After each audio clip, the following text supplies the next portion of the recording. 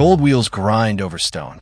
For white horses, a whole city screaming your name. Your face is painted red, like Jupiter, like a god. And behind you in the chariot a slave leans close and whispers the only true thing said all day. Remember, you are mortal. You climbed your entire life to stand here, in the most dangerous chair on earth. You just don't know that yet. Rewind. You were 17, a village you could spit across. A sister, Livia, who eats barley paste twice a day. A family farm the taxmen took. You want it back, so you walk to the recruiter and swear the sacramentum, the soldier's oath to an emperor 1,000 miles away. 25 years of service. No pay yet. One tunic, a debt, and a promise. Survive, and Rome gives you land. You believe it. Training is built to break you. It works. 20 Roman miles a day under full load. Armor, shield, stakes, 3 days grain. You build a marching camp at dusk. You tear it down at dawn. You build it again. Your feet split. Your hand hardened. A centurion named Drusus runs you ragged, a worn vine staff in his fist. Most men, he says, never get the land. You decide, quietly, to be the exception. Night in the camp. 8 of you to a tent. Your contubernium, the only family the Legion gives you. One fire, one millstone, one fear nobody says aloud. Drusus sits against a stake and names his dead. Gaius, Maximus, the boy whose name he never learned. You ask why he stays. He watches the fire a long time. Because out there, he says, there is nothing left to go back to. You don't understand him yet. Your first battle. You are a Miles Gregarious now, a rancor in the line. The shields lock. The man beside you is your wall. You are his. Drusus's voice cuts over the screaming. The same 2 words again and again. Hold them. Hold them. A spear takes the man on your right through the throat. You step into his place. You do not run. And the pay for standing where men die is 225 denarii a year. Here is what no recruiter says. From those 225 denarii, the Legion takes its cut for your food, your boots, your tent. They even charge you into the burial club, so that when you fall, the others can bury what's left. You do the sum on a march and laugh until it isn't funny. You are paying Rome for the privilege of dying for it. You are good at this, alive at the end of days that kill better men, and people notice. So they make you Optio, double pay, 450 denarii, and a darker job. You no longer just hold the line. You stop 80 other men from breaking it. You stand behind them in battle, so they cannot run without going through you. The first time you shove a terrified boy back into the shields, you see your own first battle in his eyes. You do it anyway. Rank is just being the one who makes others stay. A mountain campaign. The line buckles. A flank gives, men start to peel away, and it is your job to weld them back. You scream Drusus's words until your voice tears. Hold them. Hold them. You drive your own men forward, and somehow the line holds, and the day is won. Afterward, your hands are steady. That is the part that should frighten you. Another cohort runs. Not yours, but Rome does not forgive cowardice. The legate orders the old punishment, the one you prayed never to see. Decimation. The cohort is lined up. Lots are drawn. 1 man in every 10 is chosen, then beaten to death by the 9 who stood beside him. You watch a man club his own tent mate into the dirt to avoid joining him. That is Rome's logic, naked. Fear costs less than loyalty. Level 4 begins the way everything in the Legion ends, in blood. A river crossing, an ambush, the line folding. Drusus is in front of you when the spear finds him low under the ribs. He goes down in the mud still saying it, quieter now. Hold them. You drag him behind the shields. He presses the vine staff into your hands. Take it, he says. Earn the land. Go home. Then the old man is gone. They confirm what the dead man started. You are a centurion now. 80 men answer your whistle. The vitus in your fist is more than a staff. It is a license to flog, and you use it. 3,000 denarii a year, 15 times a ranker's wage. And when a boy of 17 swears the oath in front of you, you hear your own voice promise him the land. and wonder if Drusus ever believed it. You name your dead now, the way he did. You sit against a stake and say the names to the fire, and you finally understand them. There's nothing to go back to, because the going back is what you traded away one campaign at a time. Livia's letters come slower. The farm in them is a farm and a story. Money buys silver. Money buys rank. Money cannot buy the road home. Level 5.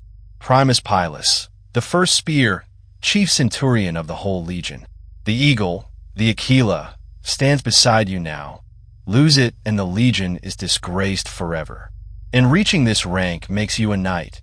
400,000 sesterces, the property of an equestrian, nobility bought with money. The boy with one tunic could buy the family farm back 100 times. So you go home to do it. The village is smaller than your memory of it. The farm is someone else's now, sold years ago. The new owner polite and afraid of the scarred man with a sword. You ask after Livia. A long silence. She married, moved 2 valleys over, buried a husband, grew old without you. The barley-paced girl you climbed 25 years to save does not need saving anymore. You have the money. There is nothing left to spend it on. So you return to the only home that's left, the eagle, the line, the war. And you are extraordinary at it now. A frontier breaks. You hold a breach for 3 days that should have fallen in 1. When the relief column arrives, your own men lift their swords and roar the word a soldier's whole life bends toward. Imperator. Commander. The general above you hears it. He does not look pleased. He looks at you the way a man looks at a knife. They cannot stop your rise, so they raise you, legate, then a province, then 3 legions moving on your word. You are a senator now. 1,000,000 sesterces to your name, and a share of all your soldiers take. You stop counting men and start counting eagles. From the command, tent the war is clean. Lines on vellum, not faces in the mud. You give the order, a boy of 17 steps into a dead man's place. You used to be that boy. And then the day from the very beginning arrives. Rome votes you a triumph. Gold wheels on stone, for white horses, your face painted red like a god. A whole city screaming your name. You have everything the boy with one tunic dreamed of. And in the chariot behind you the slave leans close and whispers it. Remember, you are mortal. You barely hear him over the crowd. That is the mistake. The whisper is the only voice telling you the truth. At the banquet the wine is gold and the smiles are not. You have become the most dangerous thing in Rome. A general the soldiers love. Senators lean in. Some toast you as the next Caesar. Some are already deciding you must never be. You read the room the way Drusus read a battlefield, and you see it clearly. There's one rank left above you, and the only way to be safe from the throne is to sit on it. Level 7. You take it. By acclaim, by the legions at your back, by a senate that has learned what happens to men who refuse. They drape you in purple and call you Augustus, Caesar, Princeps, Imperium over every legion, every province, every grain ship that feeds the city. The boy who paid Rome for his own boots now owns the treasury of the world. You climbed your whole life to be safe, and you have never been in so much danger. Your first act as master of the world is to pay. Not the people, the Praetorian Guard, the only armed men allowed inside Rome. The Donativum, they call it. A gift, they call it. Everyone knows the truth. You hand each guardsman more gold than a legionary earns in 15 years, simply so they will not kill you this week. The throne does not sit above the army. It pays rent. You eat nothing a slave has not tasted first. You sleep behind a bar door in a different room each night. Your wife, your sons, your oldest friend, each is a door an assassin could walk through, so you trust none of them, and the loneliness is total. This is the secret no one tells the boy at the altar. Every rank you climbed to be safe. And the safest looking seat on earth has the most knives at its back. Who could be above Caesar?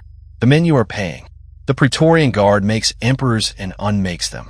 They cut down Caligula in a corridor, then found a trembling man named Claudius hiding behind a curtain, dragged him out, and made him emperor on the spot because he would pay. The guard does not serve the throne. The throne serves the guard. You are the most powerful person alive, and you belong to your own bodyguards. And above the guard, the legions. The same shield line you bled in for 25 years. Out on the frontier, an army grows tired of a distant Caesar, lifts some general on a shield, and roars that word, Imperator, exactly as your men once roared it for you. In 1 year, Rome had 4 emperors in 12 months, each made and murdered by soldiers. Every throne rests on men with spears, and men with spears can always choose another. Above the legions, one more power, and it carries no sword at all, the people. The mob of Rome, a million mouths that must be fed and amused, or they burn the city down. Bread and circuses, the poets sneer, but it is iron law. Free grain, free games, or no emperor at all. You, who command every legion on earth, lie awake over the price of wheat. The man atop the world serves the hungriest man in it. It comes the way it always comes. Not an army, a few familiar faces, a blade you trusted, a corridor with no guard in it because the guard was paid to look away. 2 old sounds return as it happens. Drusus in the mud saying, hold them, and the slave in the gold chariot whispering, remember you are mortal. The most dangerous chair ever built does not let you leave it standing. You climbed your whole life to die in it. And here is the part that will not believe is true. In the year 193, after they killed one emperor, the Praetorian Guard did not bother choosing next. They auctioned him. They stood on the camp wall and sold the Roman Empire to the highest bidder. A rich man named Didius Gellius won 25,000 sesterces promised to every guardsman and was made master of the world. He ruled 9 weeks before they killed him too. That is the price of the throne. When a Caesar dies, well, the Senate can vote him a god. Temples, priests, a star to carry his soul to heaven for the right corpse. One emperor, Vespasian, felt death coming and made the joke that outlived him. Dear me, I think I am becoming a god. He understood it to the end. The purple, the eagle, the throne, the godhood, all a costume the city dressed you in. And the city undresses a corpse as easily as it crowned a man. Somewhere this morning, in a village you could spit across, a boy of 17 walks to a recruiter. He has a sister who eats barley paste, a farm someone took, a debt, and 1 tunic. He swears the sacramentum to an emperor he will never meet, and dreams of the land and the road home. He does not know the chariot is already waiting, gold wheels for horses, a slave with a whisper, and that it does not care who stands in it. It only changes who.